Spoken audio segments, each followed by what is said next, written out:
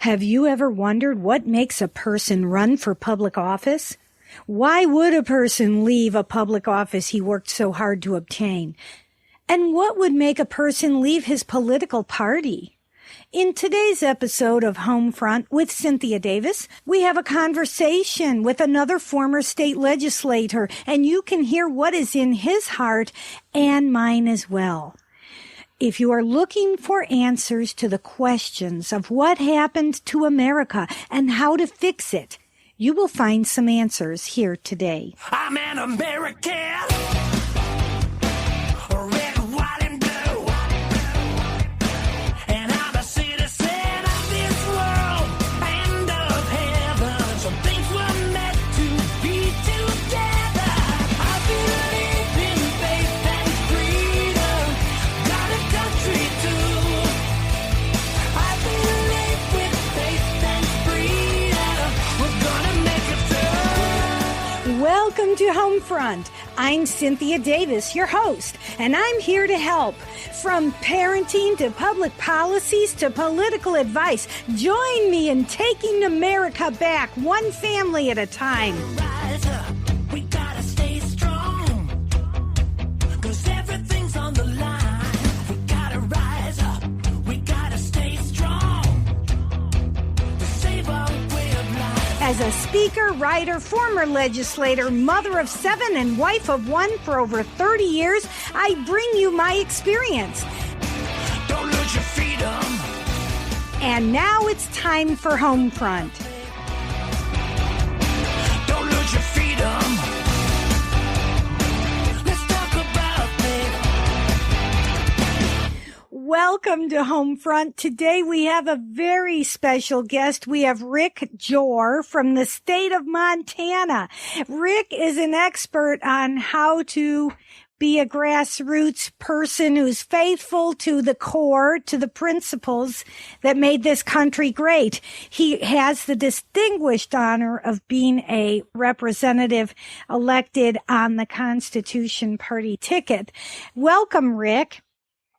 Thank you very much, Cynthia. Good to be with you. It's a thrill to finally get to talk to you. I have heard about you, and I am incredibly honored to have you with us today. Tell us from the beginning, so we get this in chronological order, what got a nice Montana businessman interested in running for the House of Representatives? Well, thank you for the question. Boy, I have to think back. That's been a while. I first ran in 1994, and at that time, my wife and I had 5 children. We were homeschooling them and running a business and trying to make a living like everybody else. You can't help but notice the impact of government on your life and on your business, on your property, on just virtually everything. What kind of business do you have?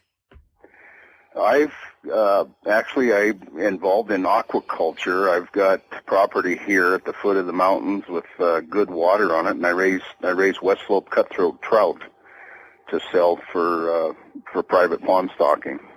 Nice. Cutthroat. Yeah. I never heard of a cutthroat trout, but I guess are they dangerous? No, they're good fish. They're the state fish of Montana. They're the native trout of Montana, and they were first recorded here at the Great Falls of the Missouri by Meriwether Lewis during the Lewis and Clark expedition. Okay, so you were busy raising your cutthroat trout, and what flipped the switch to make you decide I need to run for the state legislature? Well, I always had an interest in the principles of freedom and constitutional government, and I had for some years previous to that, studied fairly extensively about our history, about the Constitution, and developed even more interest in it. And my thought was, man, if I get a chance here, I'm going to run for the legislature, and surely if I get over there and advocate these ideas to these individuals, then everything's going to change for the better. That's how naive I was, I guess. Yeah. So you ran and you won. And then how many years did you serve? I ran in 1994, and I served until 3 terms, or 2-year terms. Served in the 95 session, 97 session, and 99 session. And by that time, my some people would call me a slow learner, but I figured out that it wasn't a matter of the Republican Party or the Democrat Party. It was a matter of the entrenched worldview of what I call statism. Some people refer to it as socialism or collectivism, but it's in my view, a very humanistic worldview and premise that's contrary to our history and our Constitution. And my view was that I didn't want to play that game, quite frankly. My goal was to restore our freedom, restore constitutional government, and I didn't feel like I could do it without bringing attention to the Constitution specifically and pointing out some of the real fallbacks of the party system. So you ran the last term on the Constitution Party ticket, and how did it feel different the last time you walked into the Capitol as a member of the Constitution Party? Well, that was interesting, Cynthia, because I actually lost 2 elections. I'll qualify that by saying I lost because the Supreme Court of Montana said I lost. The county elections office actually said I tied with the Democrat in a 3-way race. The Republican was third. This was in 2004. And that actually went to the Supreme Court of Montana, and they said, well, Mr. Jore shouldn't have got these votes, so the Democrat wins. And that's a story all in and of itself. But in the next election then, I ran against that incumbent Democrat on the Constitution Party again. That would have been my 3rd run on the Constitution Party. And I handily won that election, actually, by somewhere around 500 votes. And then, in answer to your question and how it felt to walk in, it was interesting because, lo and behold, I was the only Constitution Party member out of the 100-member House. And it wasn't simply a matter of being 1 out of 100 because of the fact that there were 49 Democrats, 50 Republicans, and myself. And so it was interesting and, quite frankly, more stressful than it probably would have been because it turned out that I was the deciding vote in the House. How fun is that? I don't mean to get excited, but boy, Rick, I would have loved to have been in your seat. That is so cool. Well, it was very interesting, and frankly, it was.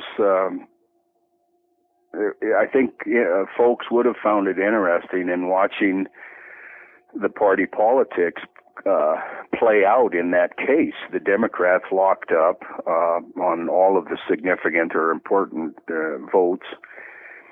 And so if I voted with the Republicans, it would go that way. If I voted with the Democrats, it'd go that way. And there was one time, well, I won't get into those details, but in the end, it gave me an opportunity to force the Republicans, I guess I would say, to slash the budget, for example, and take out all of these a lot of this unconstitutional federal dollars, especially pertaining to family planning.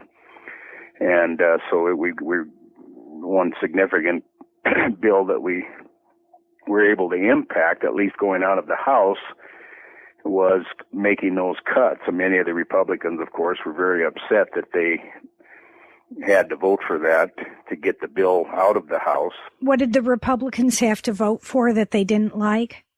Those cuts. I'm talking about the moderate-type Republican, what we typically refer to as moderates.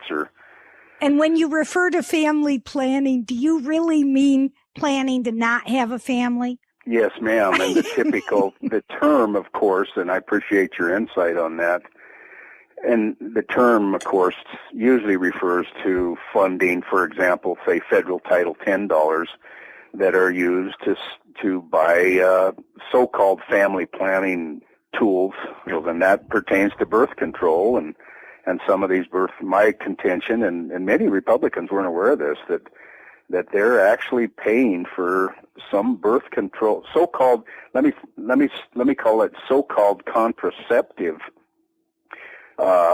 forms that are not contraceptive. They're actually abortifacients.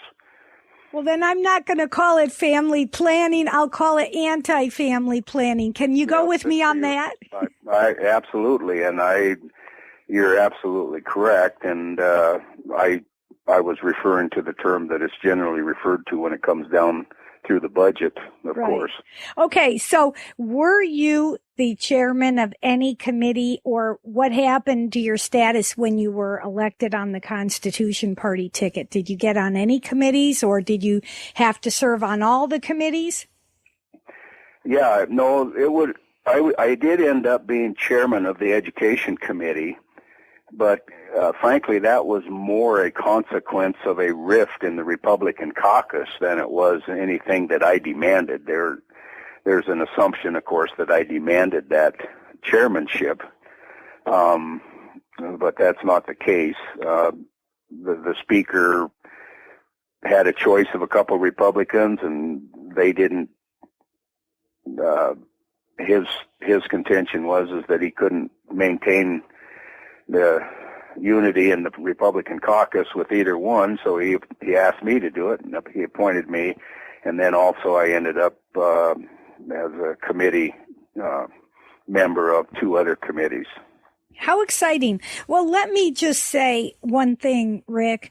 I was the chairman of the Children and Families Committee in my last term in the House. And you and I have both been victimized by term limits. A lot of people think that if only we have term limits, it will suddenly make all the bad people go away. Wrong. No. It sweeps out the good and the bad in equal proportions.